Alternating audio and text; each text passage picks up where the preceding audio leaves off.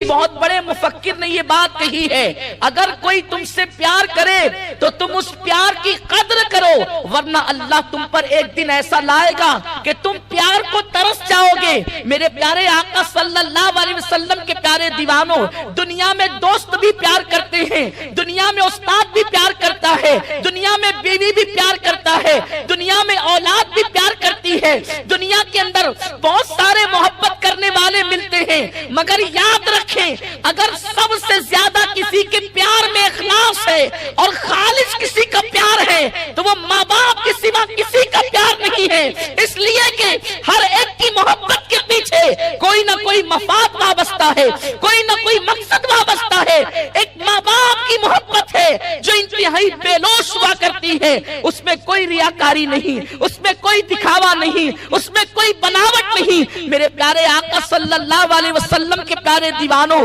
یاد رکھیں آج اسی محبت کی ناقدری ہو رہی ہے۔ جب کوئی نوجوان جوانی کی دہلیز پہ قدم رکھتا ہے تو جوانی کی دہلیز پہ قدم رکھنے کے بعد وہ ماں باپ کی ناقدری شروع کر دیتا ہے، وہ ماں باپ کو گھورنا شروع کر دیتا ہے۔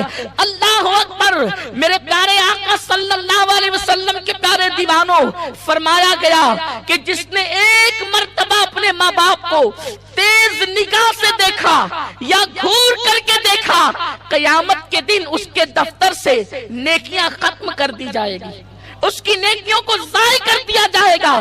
اس مجمع کے حوالے سے میں بدگمان تو نہیں، میرا حسن ظن کہتا ہے کہ شاید یہاں کوئی بیٹا یا بیٹی ایسی نہیں ہوگی جس نے اپنے ماں باپ کو تیز نظروں سے دیکھا ہوگا، یہ حسن ظن میرا کہتا ہے۔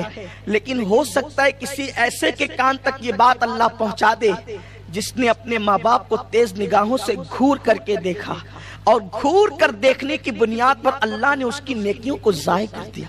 میرے آقا مصطفیٰ کریم رؤوف الرحیم صلی اللہ علیہ وسلم فرماتے ہیں، اگر بندہ عبادت کرے اور اس کے ماں باپ اس سے ناراض ہو اور وہ اپنے ماں باپ پہ ظلم کرتا ہو، اللہ ایسے بندے کی عبادت کو قبول نہیں کرتا، نہ اس کی دعا قبول ہوتی ہے، نہ اس کے سجدے قبول ہوتے ہیں۔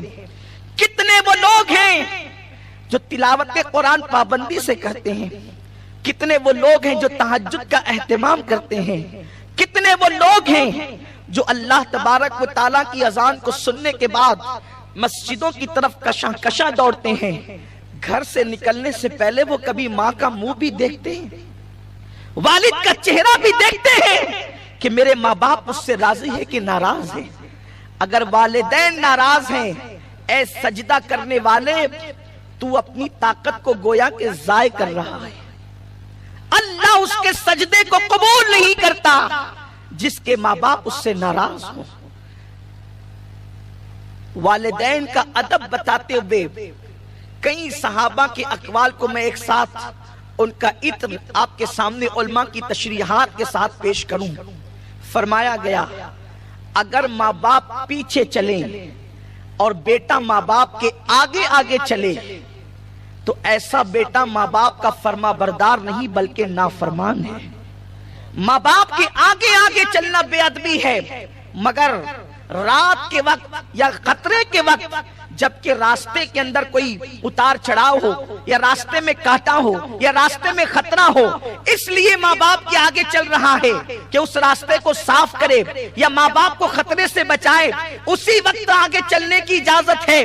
ورنہ ماں باپ کے آگے چلنے والے کے متعلق فرمایا گیا، جو ماں باپ کے آگے چلتا ہے اس کا نام ماں باپ کے نافرمانوں میں لکھ دیا جاتا ہے۔ میں آپ سے پوچھنا چاہتا ہوں میرے پیارے آقا صلی اللہ علیہ وسلم کے پیارے دیوانوں، آج ہم نے چند چیزوں پر اتنی توجہ دی، آج ہم نے ان چند چیزوں پر اتنا زور دیا، یہ ساری چیزیں گویا کہ ہماری نئی نسل بھول چکی ہے، ہماری قوم کے جوان بھول چکے ہیں۔ مجھے بتاؤ، جب ماں باپ کے آگے چلنے کی اجازت نہیں دی گئی تو وہ نوجوان جو ہر بات میں اپنی رائے کو ماں باپ کے آگے رکھتے ہیں، ہر معاملے میں اپنی رائے کو ماں باپ کے سامنے فوقیت دیتے ہیں، ان کی گفتگو کو نہیں مانتے، ان کی باتوں کو نظر انداز کرتے ہیں، یہاں تک کہ ابن عباس فرماتے ہیں اگر نفل و حج کے لیے ماں باپ منع کر دے تو اولاد کے لیے جائز نہیں ہے کہ وہ نفل و حج کرے، اور ماں باپ کو یہ حق ہے کہ وہ اپنی اولاد کو نفل عبادت سے روک سکے۔ حضرت سیدنا عبداللہ ابن مبارک رضی اللہ تعالیٰ عنہ فرماتے ہیں رات کے تھوڑے سے وقت میں اپنے ماں باپ کے پیروں کو دبانا پوری رات نفل پڑھنے سے زیادہ اجر کا مستحق بنا دیتا۔ مذہب اسلام صرف تسبیح و تحلیل کا مذہب نہیں، مذہب اسلام صرف رکوع و سجود کا مذہب نہیں۔ میں تم سے پوچھنا چاہتا ہوں، مسجدوں میں سجدے کرنے والوں، اللہ کے رسول صلی اللہ علیہ وسلم نے ایک مرتبہ اپنے صحابہ سے کہا تھا، اے میرے صحابہ، اگر میری ماں آمنہ اس وقت حیات ہوتی ظاہری زندگی میں اور وہ مجھے آواز دے کر پکارتی اور میں تمہیں نماز پڑھا رہا ہوتا تو کیا ہوتا؟ یہ کہتے ہوئے میرے آقا کی آنکھوں میں آنسو آ گئے۔ جن کے ماں باپ دنیا میں ہیں انہیں احساس نہیں کہ کتنی عظیم نعمتوں کے ساتھ ہم زندگی گزار رہے ہیں۔ کسی کہنے والے نے کہا ہے کہ نعمت ختم ہونے کے بعد اس کی قدر کا انسان کو احساس ہوتا ہے۔ یہ چہرے جن پہ تم جھریاں دیکھتے ہو یہ معمولی چہرے نہیں ہیں۔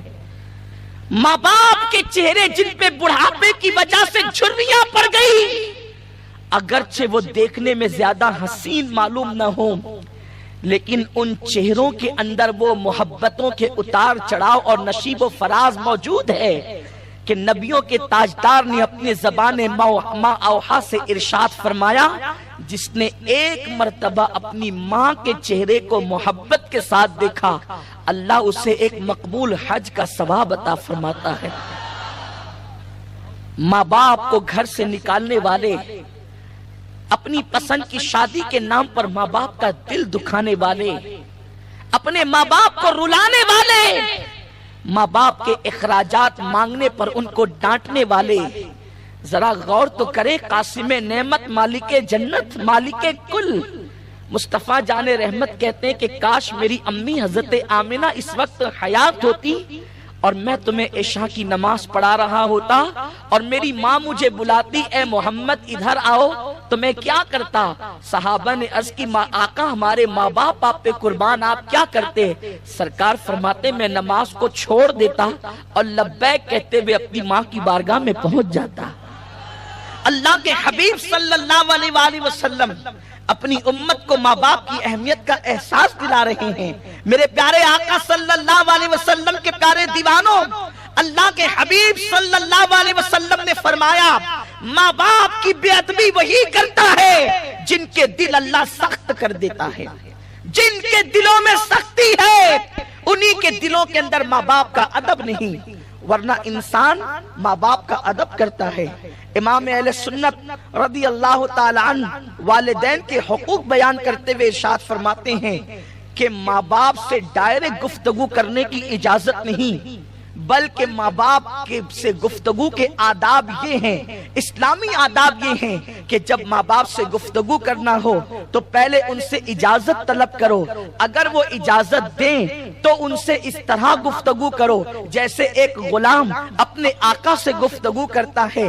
آپ اندازہ کریں کیا اپنا انداز بھی یہ ہے؟ میرے پیارے آقا صلی اللہ علیہ وسلم کے پیارے دیوانوں، بڑی معذرت کے ساتھ ہم اپنے پیسے کہاں کہاں خرچ کرتے ہیں، مگر یاد رکھیں ماں باپ پہ خرچ کرنے پر اللہ جو ثواب عطا فرماتا ہے نہ وہ مسجد کے بنانے پر عطا کرتا ہے، نہ مدرسے پہ چندہ دینے پہ وہ ثواب ملتا ہے، نہ اللہ اکبر کسی جگہ اور نیک کاموں میں آپ کہیں خرچ کریں، ماں باپ پہ خرچ کرنے پر جو ثواب ملتا ہے وہ ثواب کہیں نہیں ملتا۔ بڑی معذرت کے ساتھ ہم ماں باپ کو اہمیت ہی نہیں دیتے۔ لوگ مجمع کے اندر اگر مسجد اور مدرسے کا چندہ ہو رہا ہو اور وہاں پر 5,000 10,000 1 لاکھ لکھا دیتے ہیں، حالانکہ وہ گھر سے اس حالت میں آتے ہیں کہ ماں نے کہا کہ بیٹا مجھے دواخانہ جانا ہے، کچھ روپیے دے دو تاکہ ڈاکٹر کی فیس ادا کر دوں، تو وہ ماں کو یہ کہہ کے آتا ہے بڑھاپے میں تمہیں کتنے پیسے لگتے ہیں، کیا میں سب تمہیں پہ خرچ کر دوں؟ میرے پیارے آقا صلی اللہ علیہ وسلم کے پیارے دیوانوں، آپ کو بتاؤں کون اس وقت خوش نہیں رہنا چاہتا؟ خوش رہنے کے لیے آج لوگ ناولیں پڑھ رہے ہیں، خوش رہنے رہنے کے لیے لوگ الگ الگ انداز سے ٹپس دیکھتے ہیں کہ کون سا طریقہ خوش رہنے کا ہے۔ میرے پیارے آقا صلی اللہ علیہ وسلم کے پیارے دیوانوں، میرے آقا غیب داں نبی صلی اللہ علیہ وسلم فرماتے ہیں اگر ہمیشہ خوش رہنا چاہتے ہو اور لمبی عمر چاہتے ہو، اگر یہ دو چیزیں نعمت پانا چاہتے ہو، اللہ تمہاری عمر کو لمبی کرے اور تمہیں زندگی میں ہمیشہ خوش رکھے، تو تم اپنے ماں باپ پہ خرچ کیا کرو۔ جو ماں باپ پہ خرچ کرتا ہے اللہ اسے دنیا اور آخرت کے غموں سے نجات عطا کرتا ہے اور اس کی عمر کو اللہ طویل فرما دیتا ہے۔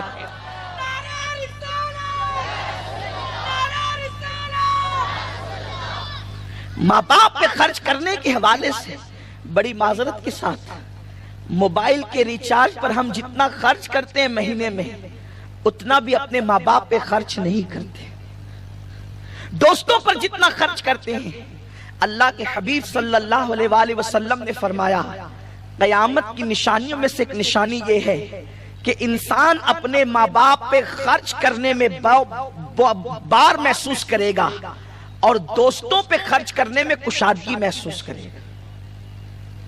دوستوں کے ساتھ پارٹی کے لیے گیا، ہزاروں روپے خرچ کر دیا اور ماں باپ کو سینکڑوں دینے کے لیے اس کی طبیعت پر ایک بوجھ سا محسوس ہوتا ہے۔ یہ قیامت کی نشانیوں میں سے ایک نشانی ہے۔ بہت سارے اقوال ہیں لیکن بہت گفتگو کو طویل کرنے کی بجائے بس دو باتیں کر کے اپنی گفتگو کو سمیٹنا چاہتا ہوں۔ زندگی میں کبھی اپنے والدین کی بد دعا نہیں لینا، دعا لینا۔ انہیں کبھی نہیں رلانا، کیونکہ رلانے والا جس نے ماں باپ کو رلایا، دکھی کیا، وہ ہمیشہ کے لیے اللہ کی رحمت سے محروم کر دیا جاتا ہے، اس کے لیے محرومی لکھ دی جاتی ہے۔ کبھی ماں باپ کو نہ رلانا۔ لوگ ماں باپ کو بہت ستا رہے ہیں۔ کبھی شادی کرنے کے بعد کیفیت یہ ہوتی ہے کہ اگر بیوی نے کہہ دیا کہ میں تمہارے والدین کے ساتھ نہیں رہوں گی تو وہ اپنے ماں باپ کو چھوڑنے کے لیے تیار ہو جاتا ہے۔ بہت سارے باپ اولاد کا حال اور بیٹوں کا حال تو یہ ہے کہ شادی کے بعد وہ ماں باپ کو چھوڑ کر سسرال میں جا کر کے قیام کرتے اور سسرال میں رہنے کو وہ کوئی عیب نہیں سمجھتے۔ جس کی سسرال سب سے زیادہ قیمتی ہے، میں اس کا قول پیش کروں گا۔ اس سے بڑا گھرانہ کسی کی سسرال کا ہو ہی نہیں سکتا۔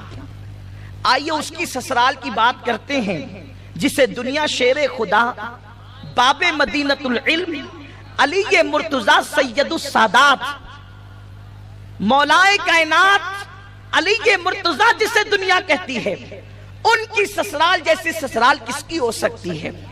ان کی سسرال مصطفیٰ جان رحمت کا گھر ہے۔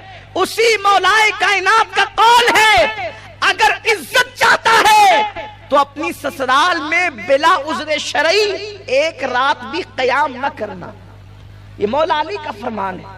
اگر عزت چاہتا ہے، آپ مجھے گالی دیں گے ہو سکتا ہے، لیکن میں جو ہے وہ حق بات کہنا چاہتا ہوں، اور طبیعت میں یہی ہے۔ ممکن ہے جو اپنے سسرال میں رہتے ہیں ان کو برا بھی لگے، عذر شرعی کی بنیاد پہ رہتے ہیں تو بات الگ ہے، لیکن مولائے کائنات نے فرمایا اگر عزت چاہتا ہے بلا عذر شرعی، مسافر ہے رات کو قیام کر سکتا ہے، کوئی عذر ہے، کوئی بیمار ہے رات میں قیام کر سکتا ہے، بلا عذر شرعی سسرال میں ایک رات بھی قیام نہ کرنا اگر عزت سسرال میں چاہتے ہو تو۔ اس لیے کہ سسر کے گھر رہنے والے داماد کی اتنی بھی عزت نہیں ہوتی جتنی چوکھٹ پہ بیٹھنے والے کتے کی عزت ہوتی ہے۔ ماں باپ کو چھوڑ کر جانے والوں کا انجام یہی ہونا ہے اور یہی ہو کر کے رہے گا۔ اس لیے کہ میرے آقا صلی اللہ علیہ وسلم فرماتے ہیں اگر تیرے ماں باپ تجھ سے ناراض ہے اور تو شہید ہو جائے، شہادت کے بعد بھی اللہ تجھے جنت عطا نہیں کرے گا، کیونکہ ماں باپ ناراض ہے اور جنت نہیں دے گا، لیکن چونکہ شہید ہو گیا ہے تو جہنم بھی نہیں دے گا۔ جنت اور جہنم کے درمیان ایک مقام ہے جس کو مقام آراف کہتے ہیں، نہ وہاں جہنم کی طرح عذاب ہے نہ جنت کی طرح نعمتیں ہیں۔ ان شہیدوں کو مقام آراف میں رکھا جائے گا جن کے ماں باپ ان سے ناراض رہا کرتے تھے۔ شہید ہو کر بھی جنت نہیں مل سکتی اگر ماں باپ ناراض ہے تو، لیکن جہنم میں بھی نہیں جائے گا کیونکہ شہید ہوا ہے، اس لیے اس کو مقام آراف میں رکھا جائے گا۔ میرے پیارے آقا صلی اللہ علیہ وسلم کے پیارے دیوانوں، امام حمیدی کا نام سنا ہے؟ امام حمیدی، یہ حمیدی وہ ہے کہ امام بخاری جیسا محدث جس سے حدیث لیتا ہے وہ اپنی کتاب میں لکھتے ہیں، ذرا دل کے کانوں سے سننا، بہت توجہ سے سننا امام حمیدی کا قول۔ اپنی کتاب میں امام حمیدی لکھتے ہیں کہ حضرت یعقوب علیہ السلام کی حضرت یوسف علیہ السلام سے نصف صدی کے بعد ملاقات ہوئی۔ کتنی؟ نصف صدی کے بعد۔ اور یعقوب علیہ السلام کتنا پیار کرتے تھے یوسف علیہ السلام سے، آپ نے سنا ہوگا، روتے روتے آنکھیں خشک ہو گئی، آنکھوں کی بینائی چلی گئی حضرت یعقوب علیہ السلام۔ لیکن جب نصف صدی کے بعد یوسف علیہ السلام سے ملنے کے لیے آئے، حضرت یوسف مصر کے بادشاہ بن چکے تھے، کئی بیٹوں کے باپ بن چکے تھے۔ جب حضرت یعقوب علیہ السلام ملاقات کے لیے آئے، امام حمیدی لکھتے ہیں اور اس کو نقل کرنے والے علامہ ابن الجوزی ہے، اللہ اکبر، امام حمیدی کہتے ہیں حضرت یعقوب علیہ السلام جب یوسف علیہ السلام سے ملنے آئے تو تقریباً کم و بیش 50 سال کے بعد باپ بیٹے کی ملاقات ہو رہی تھی۔ حضرت یوسف باپ کی محبت میں اتنا گم ہو گئے کہ حضرت یوسف علیہ السلام کھڑے رہنا بھول گئے۔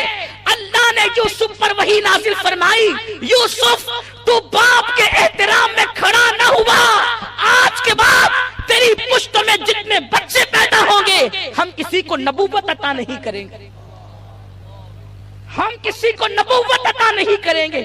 حضرت یوسف علیہ السلام سے اس سے پہلے جتنی اولاد ہوئی اللہ نے سب کو نبوت عطا فرمائی۔ اس واقعے کے بعد آپ اندازہ تو کریں سی، حضرت یوسف علیہ السلام اٹھ کر کھڑے نہیں ہوئے، اور اس واقعے کو سرکار غریب نواز رضی اللہ تعالیٰ نے بھی بیان فرمایا، حضرت محبوب الہی نے بھی اس کا تذکرہ کیا۔ حشت بہشت اس کے لیے آپ اٹھا کر کے دیکھ سکتے ہیں۔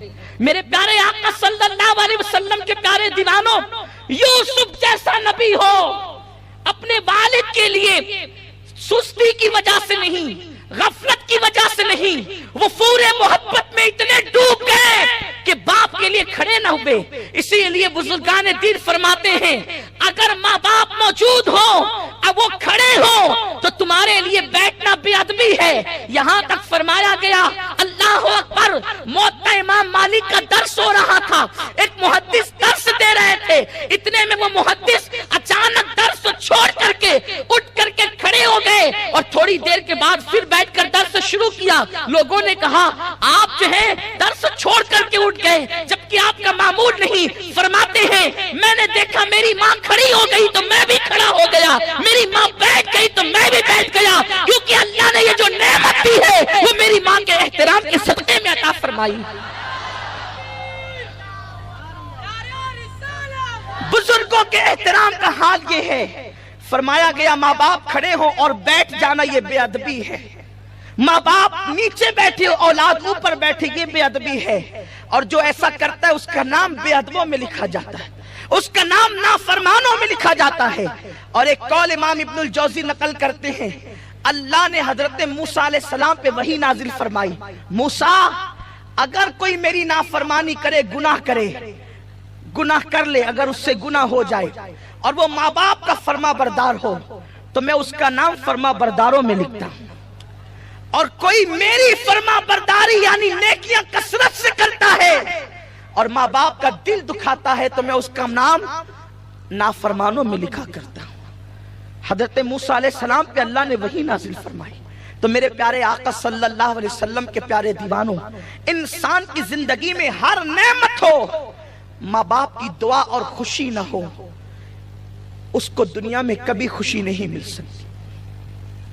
بخاری شریف کا ایک واقعہ ہے جس کو حدیث کی بہت ساری کتابوں میں لکھا گیا ہے الفاظ کی تبدیلی کے ساتھ۔ راوی حضرت سیدنا ابو ہریرہ رضی اللہ تعالیٰ عنہ، اس کا مفہوم عرض کر رہا ہوں۔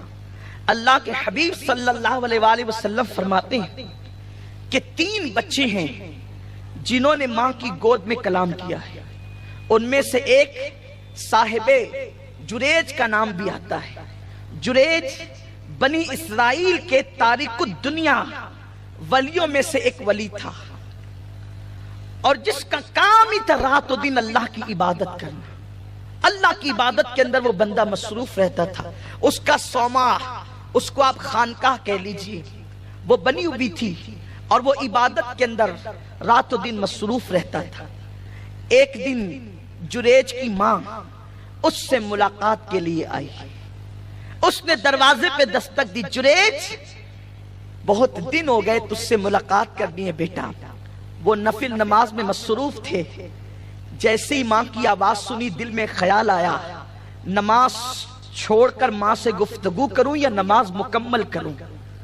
یاد رکھیں کبھی کبھی شیطان انسان کو فرائض اور واجبات سے ہٹا کر نوافل میں الجھا دیتا ہے۔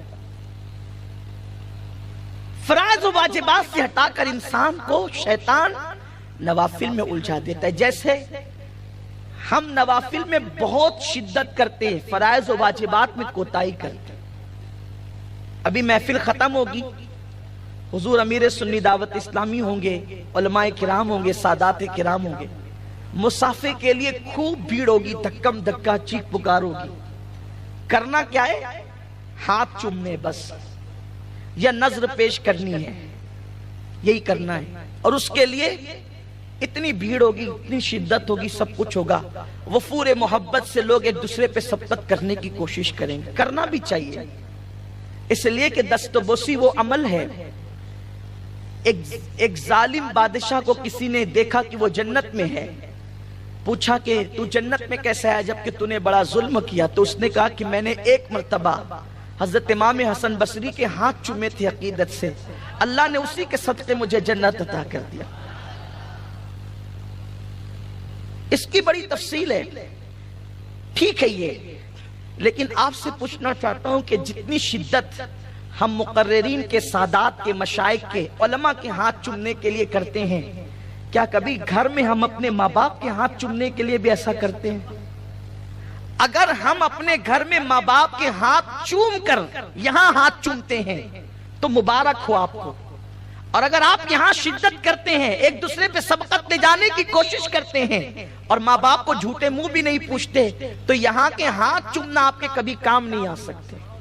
اس لیے کہ یہاں تو ہاتھ چومنے کے لیے ہزاروں کا مجمع ہے، لیکن ہمارے ماں باپ کے لیے ہمارے سوا کوئی اور نہیں ہے۔ اس ماں کے دل سے پوچھو، جب اس کا بیٹا اس کے ہاتھ چوم کر گھر سے نکلتا ہے تو وہ ماں کا سینہ کتنا بڑا ہو جاتا ہے، اس کا دل کتنا بڑا ہو جاتا ہے، اور بن مانگے اس کے دل سے وہ دعا نکلتی ہے جو انسان کی تقدیر کو بدل دیا کرتی ہے۔ مصطفیٰ جان رحمت صلی اللہ علیہ وسلم فرماتے ہیں 3 لوگوں کی دعا ہر وقت قبول ہوتی ہے، اللہ اس کو کبھی رد نہیں کرتا۔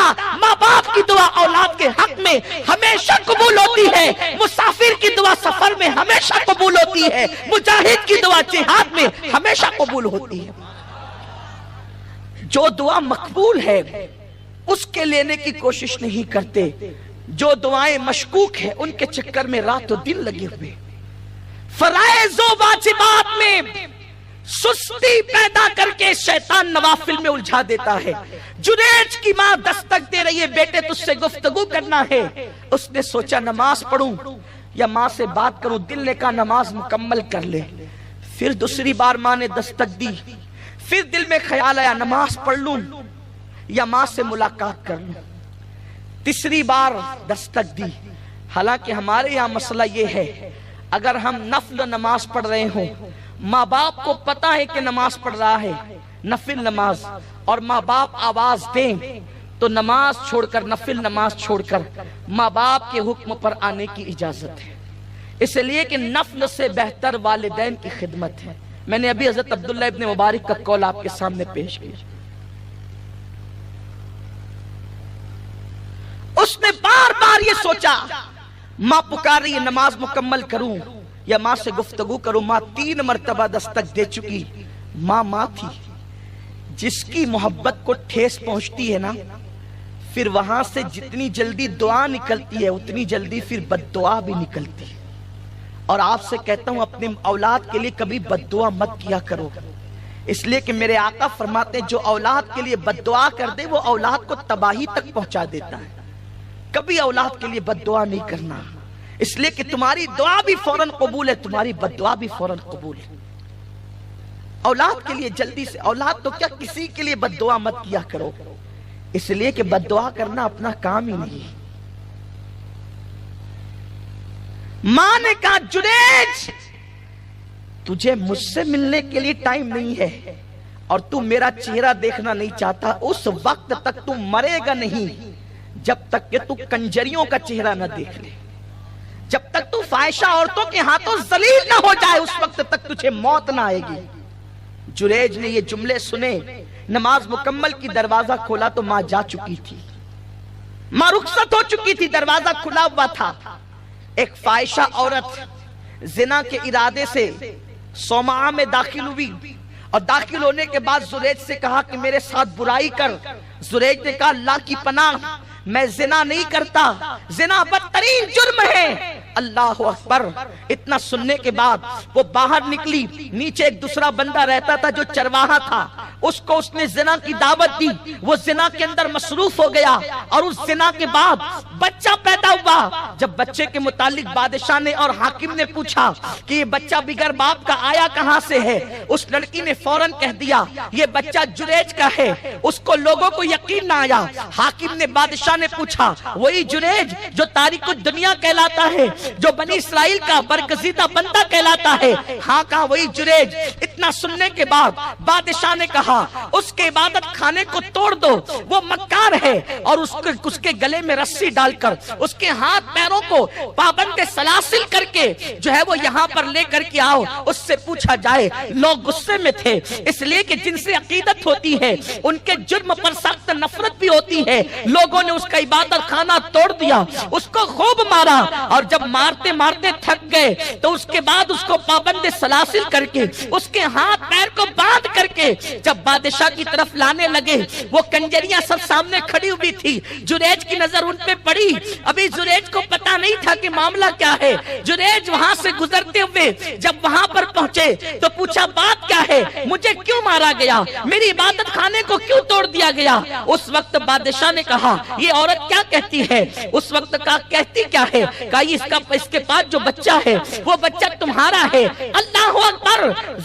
جریج نے کہا یہ بچہ میرا ہے، رکو مجھے مہلت دو، مجھے وقت دو، مجھے ٹائم دو۔ بادشاہ نے کہا کس بات کا؟ صرف 2 رکعت نفل پڑھنا چاہتا ہوں۔ دربار میں جریج نے 2 رکعت نماز ادا کی، اور نماز ادا کرنے کے بعد اس بچے کی کوکھ میں انگلی رکھا اور پھر کہا بچے اب تو ہی بتا دے تو کس کا بچہ ہے، جریج کا یا کسی اور کا؟ سوچو رب کی بارگاہ میں مقبولیت کی کس منزل پر فائز ہے جریج؟ جریج کا مرتبہ کیا ہے؟ جریج کا مقام کیا ہے؟ جیسے کوکھ میں انگلی رکھی بچہ بول پڑا جریج پاک ہے اور میں فلاں چرواہے کا بچہ ہوں۔ اس ماں نے اس کے ساتھ منہ کالا کیا ہے۔ اللہ اکبر۔ اتنا سننا تھا۔ جریج کی یہ کرامت دیکھ کر کوئی پیر چوم رہا ہے، کوئی ہاتھ چوم رہا ہے۔ اب بادشاہ کہتا ہے ہم تیرا عبادت خانہ سونے کا بنوا دیں گے۔ جریج کو مسکراہٹ آئی اور تھوڑی دیر کے بعد آنکھوں میں آنسو آ گئے۔ کہا کس بات پہ مسکرائے، کس بات پہ آنکھوں میں آنسو آئے؟ کہا مسکراہٹ اس بات پر ہے کہ تم میرے لیے سونے کا عبادت خانہ بنوانا چاہتے ہو، لیکن رونا اس بات پر ہے دراصل یہ میرے ساتھ جو کچھ ہوا ہے ان کنجریوں کا قصور نہیں ہے، قصور میرا اپنا ہے۔ کہا کیا قصور ہے؟ میں نے اپنی ماں سے ملاقات نہیں کی تھی، یہ میری ماں کی بد دعا کا نتیجہ ہے کہ ذلت کا یہ منہ مجھے دیکھنا پڑا، کیونکہ میری ماں نے کہا تھا مرنے سے پہلے ضرور تو کنجریوں کا منہ دیکھے گا، اس لیے ان کا منہ دیکھنا پڑا۔ مجھے بتاؤ صاحب کرامت ہو کر کے اتنے بڑے مرتبے پہ فائز ہو کر کے جب ماں کی بد دعا اس جیسے کو لگ سکتی ہے تو ہم کس کھیت کی مولی، ہم کہاں رہتے ہیں؟ آج کے وہ نوجوان جس مذہب کے اندر ماں باپ کی اجازت کے بغیر نفل حج کرنے کی اجازت نہیں، آج ماں باپ منع کرتے شراب نہیں پینا، شراب کے اڈوں تک جا رہے، جوا نہیں کھیلنا، جووں کے اڈوں تک جا رہے، پسند کی شادی نہیں کرنا، لڑکیوں کی محبت میں اتنے ڈوب گئے کہ 2 گھنٹہ ان لڑکیوں سے ناجائز گفتگو کرتے ہیں۔ ماں گھر میں بیٹھتی ہے، میرا بیٹا آ کر ایک مرتبہ ماں تو کہے گا۔ تمہارے دلوں کے اندر محبتوں کا اتنا بڑا سمندر ہے کہ تم لڑکیوں کو ناجائز پیار دینے کے لیے تیار ہو گئے، اور جس ماں نے 9 مہینے تک اپنے پیٹ میں رکھا اس ماں کے لیے تمہارے پاس کوئی پیار نہیں، اس باپ کے لیے تمہارے پاس کوئی پیار نہیں۔ محنت سے کما کما کر بچپنے سے لے کر جوان کرنے والا وہ باپ آج جس کے ہاتھ کانپنے لگے ہیں کسی ناجائز محبت کی بنیاد پہ لڑکی کو تحفے دینے کے لیے پیسے ہے، اور ماں باپ کا، بوڑھے ماں باپ کا بیماری کا علاج کرانے کے لیے ہمارے پاس پیسے نہیں، ہم اپنی آخرت کو تباہ کر رہے ہیں۔ میرے وہ نوجوان جو آج ماں باپ کو رلا رہے ہیں، اگر آج ان کو ہوش نہیں آیا، آج انہوں نے معافی نہیں مانگی، ساری زندگی کہیں انہیں رونا نہ پڑے۔ علامہ ابن الجوزی ایک واقعہ اور بیان کرتے ہیں، اس کو بہت دل کے کانوں سے سننا، اور اسی پر میں اپنی گفتگو کو سمیٹ لوں گا، اس لیے کہ اصل خطاب اور اصل گفتگو تو حضور قائد محترم عطائے حضور مفتی اعظم حضرت علامہ حافظ و قاری مولانا محمد شاکر علی نوری صاحب قبلہ سے ہم سب کو سماعت کرنا ہے، اور ہم انہی کا خطاب سننے کے لیے آئے بھی ہیں، لیکن بہت دل کے کانوں سے میرے وہ بھائی جو اپنے ماں باپ کو ستاتے ہیں، ماں باپ ان کے لیے روتے ہیں، ان کے گناہوں کو دیکھ کر ماں باپ بے چین ہوتے ہیں، ان کی بے راروی کو دیکھ کر ماں باپ تڑپتے ہیں، سسکتے ہیں، بلکتے ہیں، وہ ہوش کے ناخون لے۔ جس دن یہ جھریوں والے چہرے تمہاری نظروں سے اوجھل ہو کر قبر میں چلے جائیں گے، ان چہروں کو ترسو گے، اس محبت کو ترسو گے، مگر یاد رکھنا اس محبت کو ترس کر کے جب دعائیں کرو گے کہ اللہ وہ چہرہ کبھی خواب میں تو دکھا دے، نافرمانوں کو وہ چہرے کبھی خواب میں بھی نظر نہیں آئیں۔ آج اللہ نے موقع دیا ہے، ماں باپ موجود ہے، انہیں راضی کر لو۔ علامہ ابن الجوزی جو واقعہ لکھتے ہیں وہ یہ ہے کہ حضرت مالک ابن دینار مشہور تابعی، بڑا مقام ہے، بہت بلندی پر فائز، حضرت مالک کو دینار ان کو کہتے ہیں۔ اکابر صوفیاء میں جن کا تذکرہ آتا ہے، آپ حج کے لیے تشریف لے گئے تو دیکھ رہے تھے کہ عمرہ کرنے والوں کی کثرت، حج کرنے والوں کا ہجوم، بہت دل خوش ہو رہا تھا، لاکھوں کی تعداد میں لوگ پروانہ وار کعبے کے ارد گرد گھوم رہے تھے۔ مالک کو دینار نے ہاتھ اٹھائے، عرض کی میرے قریب، میں آج تجھ سے 2 چیزیں مانگنا چاہتا ہوں، ایک یہ کہ تو مجھے بتا کہ تو نے کس کا حج قبول کیا، اور یہ بھی بتا دے کہ وہ کم بخت کون ہے جس کا حج تو نے رد کر دیا۔ حضرت مالک ابن دینار کہتے ہیں کہ میں سویا تو جس کا حج مقبول تھا وہ بتا دیا گیا، دوسری رات سویا تو پتا چلا کہ ابن ہارون بلخی نام کا ایک شخص ہے، اللہ نے اس کے حج کو رد کر دیا، اس کے حج کو لوٹا دیا، اس کے منہ پہ مار دی گئی اس کی محنت۔ خراسان کا تھا، بلخ کا تھا، افغانستان کی سرزمین سے اس کا تعلق تھا۔ مالک الدینار کو ڈھونڈنے میں کوئی مشکل نہ تھی، آپ منا کے میدان میں پہنچے، اور پہنچنے کے بعد آپ نے کہا یہاں خراسانی کہاں ہے، تو لوگوں نے نشاندہی کی، کہا کوئی بلخ سے بھی آیا ہے، تو کہا کہ ایک بندہ ہے، اتنا نیک ہے وہ بندہ کہ 40 سال سے وہ مسلسل روزے رکھتا ہے، اور ہر رات 40 سال سے وہ مسلسل نمازیں پڑھتا ہے، بلخ میں اس سے نیک ترین کوئی انسان ہے ہی نہیں۔ تو مالک الدینار نے کہا کہ اس کا نام محمد ابن ہارون ہے، کہاں وہی بندہ ابن ہارون، اس جیسا نیک پورے خراسان، پورے بلخ میں نہیں ہے۔ حضرت مالک ابن دینار کو حیرت ہوئی، قدرت کہتی ہے کہ ہم نے اس کا حج اس کے منہ پہ پھینک دیا، رد کر دیا، اور یہاں اس کی نیکیوں کے لوگ چرچے کر رہے ہیں، اس کے تقوی اور پرہیزگاری کے لوگ چرچے کر رہے ہیں۔ حضرت مالک ابن دینار کہتے ہیں کہ میں نے پوچھا وہ کہاں ہے، تو وہ لوگوں سے الگ تھلگ ایک پہاڑ کے پاس بیٹھا ہوا رو رہا تھا۔ میں جیسے ہی پہنچا وہ اٹھ کر کے کھڑا ہو گیا، اور اس نے کہا اے شخص، ضرور تو کوئی خواب دیکھ کر میرے پاس آ رہا ہے، اور کوئی خواب تجھے مجھ تک لایا ہے۔ حضرت مالک ابن دینار تھوڑے سے پریشان ہوئے کہ ابھی میں نے اس کو اپنے دل کی کیفیت بتائی بھی نہیں، اور یہ کہتا ہے کہ کوئی خواب تجھے مجھ تک لا رہا ہے، کوئی خواب دیکھ کر کے تو آ رہا ہے۔ میں نے کہا اے اللہ کے بندے، اے اللہ کے بندے، تجھے کیسے پتا چلا کہ میں خواب دیکھ رہا ہوں؟ کہا یہ واقعہ میرے ساتھ آج کا نہیں، یہ 40 سال سے ہر سال کا ہے۔ اب بتا تو نے کیا خواب دیکھا، اللہ نے تجھے کیا حکم دیا، وہ بیان کر۔ کہا کہ خواب میں اللہ کا حکم ملا، تجھے کیسے پتا چلا؟ کہا کہ یہ بھی 40 سال کا معمول ہے، بول تو کیا لایا ہے میرے لیے پیغام؟ اور وہ رونے لگا۔ تو اس وقت حضرت مالک الدینار نے کہا کہ اے ابن ہارون، میرے اللہ نے مجھے بتایا کہ اللہ نے تیرے حج کو رد کر دیا، تیرے حج کو اللہ نے قبول نہیں کیا۔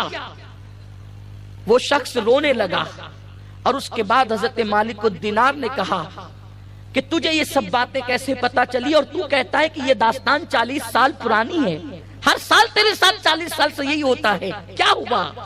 اس وقت اس نے کہا میں وہ کم نصیب انسان ہوں کہ میری جوانی کی ابتدا تھی، برے دوستوں کا ساتھ ملا، انہوں نے مجھے شراب کا عادی بنا دیا، نشے کا عادی بنا دیا۔ اللہ ہر مسلمان کو نشے کی لعنت سے بچائے۔ نشہ کہاں تک لے جاتا ہے اس کا اندازہ کوئی نہیں کر سکتا۔ برے دوستوں کا ساتھ مل گیا، انہوں نے مجھے نشے کا عادی بنا دیا۔ شعبان کی آخری تاریخ گزر چکی تھی، رمضان مبارک کا چاند نظر آ چکا تھا۔ اس رات میں دوستوں نے اتنی شراب پلائی، شراب کے نشے میں لڑکھڑاتے ہوئے میں گھر آیا۔ ماں نے غصے میں کہا بدبخت، رمضان المبارک کا چاند نظر آ گیا، تو شراب کے نشے میں دھت ہو کر کے آیا ہے۔ اور اس کے بعد ماں نے مجھے ایک تماچا لگا کر کہا اللہ تجھے تباہ کرے، تو رمضان المبارک کی پہلی شب میں بھی یہ کام کرتا ہے۔ اس نے کہا میں نشے میں تھا، مجھے غصہ آیا، میں نے جب ماں کا تماچا کھایا اور میں نے ماں سے سنا کہ اللہ تجھے تباہ کرے، تندور جل رہا تھا، میں نے اپنی ماں کو مارا اور اٹھا کر کے تندور میں پھینک دیا۔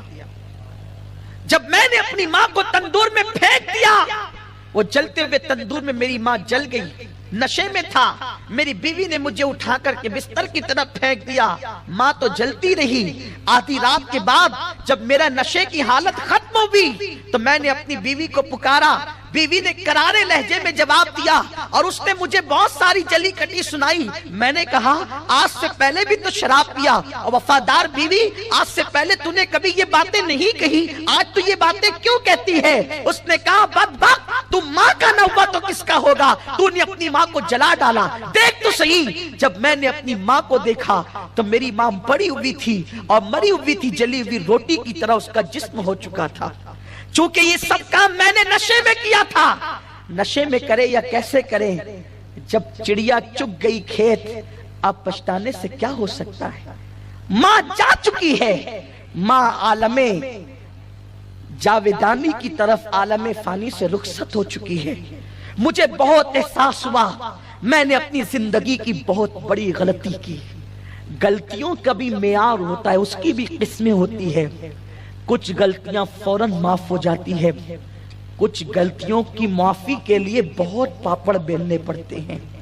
وہ شخص کہتا ہے میں نے اپنی ماں کے قتل کے جرم میں اپنے آپ کو یہ سزا دی کہ میں نے اپنے بائیں ہاتھ میں کڑھاڑی لی اور اپنا دایاں ہاتھ کاٹ دیا، کہ جس ہاتھ سے میں نے اپنی ماں کو قتل کیا ہے یہ ہاتھ میرے سینے سے منسلک رہنے کے قابل نہیں ہے، اور میں نے ہاتھ کاٹ کر کے پھینک دیا۔ اور پھر میں نے اپنی ہسلی سے اپنے ایک ہاتھ کو اس کو باندھ دیا، اپنے پیر کو باندھ دیا۔ 40 سال سے زنجیر میں پابند ہو کر اسی طرح پھر رہا ہوں، اور اس دن کے بعد سے اتنی توبہ کی، ہر دن توبہ کرتا ہوں، ہر دن اللہ سے معافی مانگتا ہوں، ہر دن استغفار کرتا ہوں، اس کے بعد سے میں نے کبھی روزے کو ترک نہیں کیا۔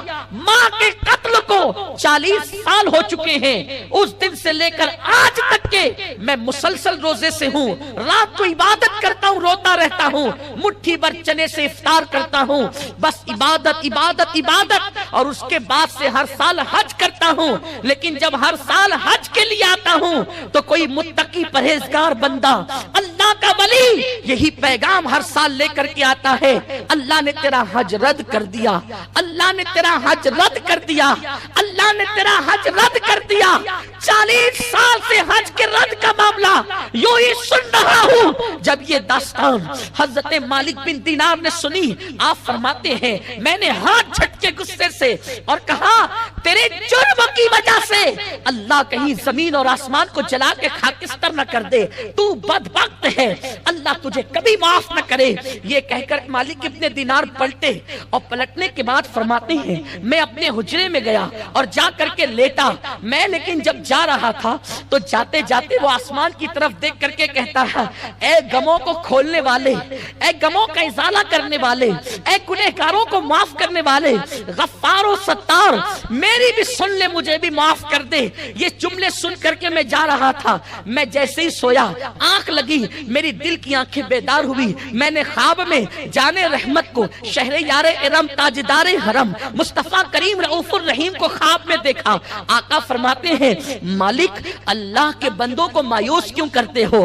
اب سنو، ابن جوزی لکھتے ہیں کہ مالک ابن دینار کو میرے آقا نے فرمایا جو بندے کو تم نے کہا کہ تیرے گناہ سے اللہ زمین اور آسمان کو جلا کے خاکستر نہ کر دے، سنو قیامت کے دن اس کے ساتھ کیا ہوگا۔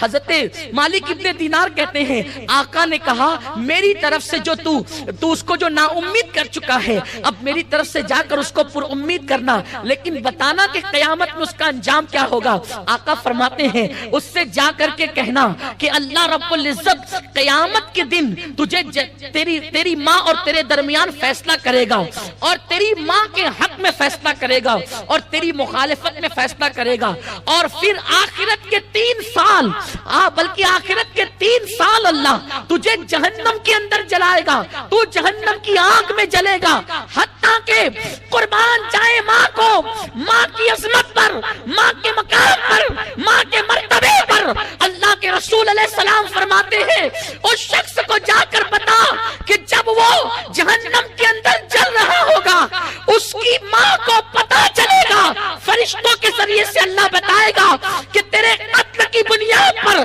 تیرا بیٹا جہنم میں جل رہا ہے۔ وہاں بھی ماں کی ممتا کو جوش آئے گا، وہ کہے گی اللہ میرے بیٹے کو میں تجھ سے مانتی ہوں، تو میرے بیٹے کو مجھے عطا کر دے۔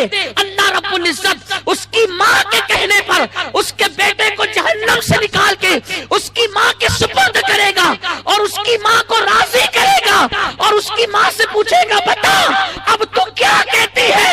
وہ کہے گی میری ممتا کہتی ہے کہ میں بھی جنت میں جاؤں، میرا بیٹا بھی جنت میں جائے۔ آقا فرماتے ہیں اس کی ماں کی سفارش سے اللہ اس کو جنت عطا فرما دے۔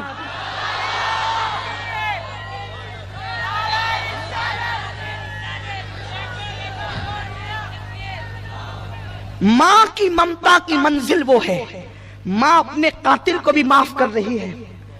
کس دن جسے قیامت کا دن کہتے ہیں، لیکن آج ہم نے سب سے پیار کیا ہے، سب سے محبت کی ہے، ان ماں باپ سے محبت نہیں کی جن کی محبت بے لوث، جن کے رشتوں میں تطہیر ہے، جن کے رشتوں میں ریا نہیں ہے۔ میرے پیارے آقا صلی اللہ علیہ وسلم کے پیارے دیوانوں، جتنے پیسے ہم کھیل کود میں، جتنے پیسے ہم ناجائز حرام کاموں میں خرچ کر دیتے ہیں، اگر وہ رقم ہم اپنے ماں باپ پہ خرچ کریں، اللہ کے حبیب صلی اللہ علیہ وآلہ وسلم فرماتے ہیں کہ جو بندہ اپنے ماں باپ کو خوش کرتا ہے، اللہ تعالیٰ اس کے لیے جنت کے دونوں دروازوں کو کھول دیتے ہیں۔